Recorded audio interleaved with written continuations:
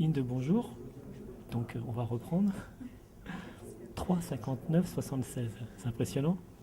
Magnifique, très encourageant et ça donne faim Fin de quoi?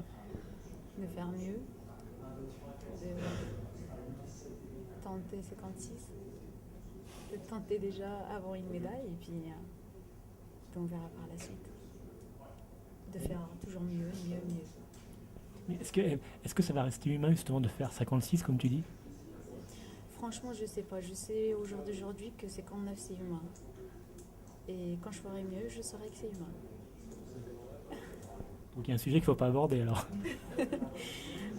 Disons que je donnerai peut-être mon avis, mais ça ne sera pas prouvé par moi-même, donc ça va être juste un avis. Donc le passé, on va parler du présent, d'accord? Donc c'est les championnats d'Europe hein, avec Barcelone.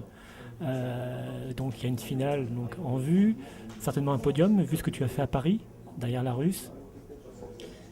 J'espère bien, c'est tout de même le plan qu'on a fait, et puis on va le suivre étape par étape, comme on fait d'habitude, jusqu'à ce qu'on l'ait peut-être, cette médaille.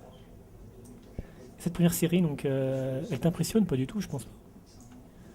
Je pense pas qu'elle m'impressionne, non. Je suis plutôt plus rassurée de savoir que je suis dans la deuxième série, pas la première.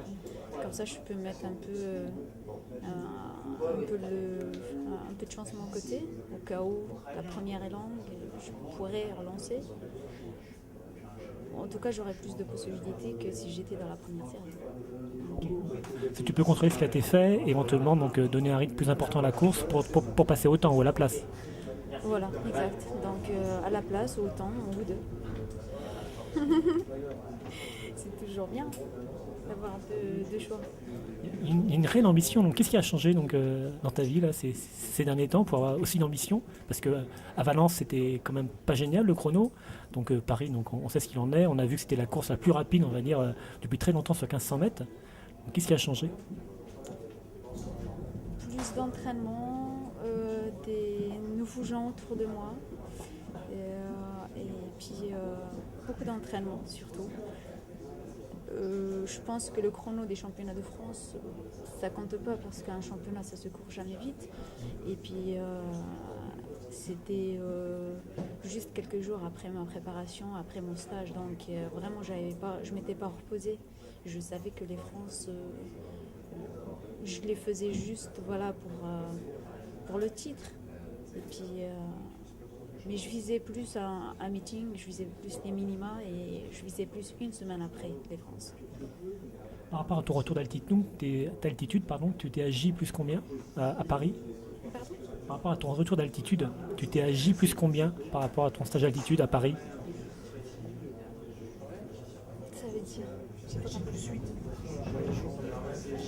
J plus 8 jours. Oh, je me rappelle plus. 8. Oui, voilà, 8. D'accord, ok. Donc, on dit souvent que c'est entre 8 et 11, hein, Sky était à 10, je crois. Enfin, Franchement, ça c'est plus l'entraîneur qui gère ça. Mais je pense que oui, j'étais en forme au bout du 8e jour. Voilà.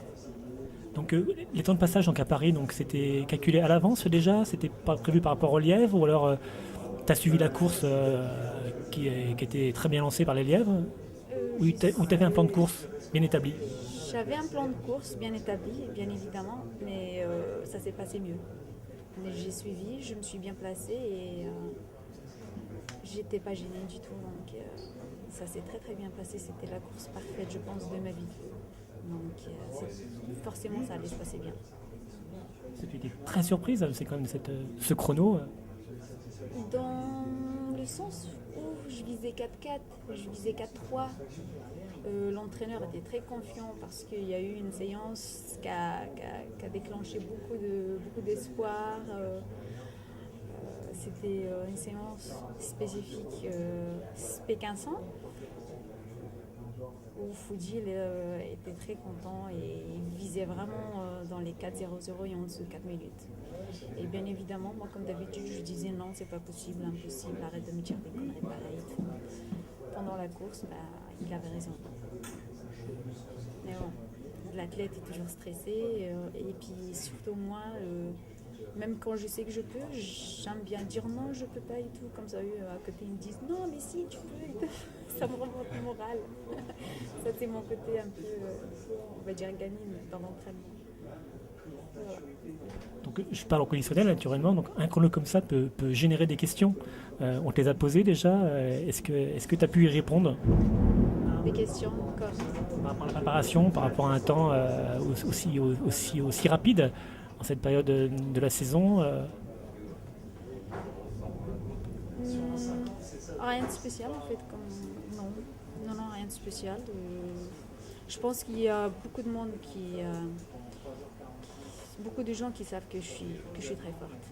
Donc, et moi, je commence à y croire. J'y croyais avant déjà, mais là, un peu plus quand même. Et c'est ce qui... Cette punition qu'on t'a infligée, donc t'as fait réfléchir aussi, j'imagine. m'a fait réfléchir. Par rapport à quoi? Par rapport à ton de préparation, par rapport à ton entourage, justement. Par rapport à ma préparation, je me prépare comme d'habitude. Et puis mon entourage, oui. Mon entourage, oui, bien sûr.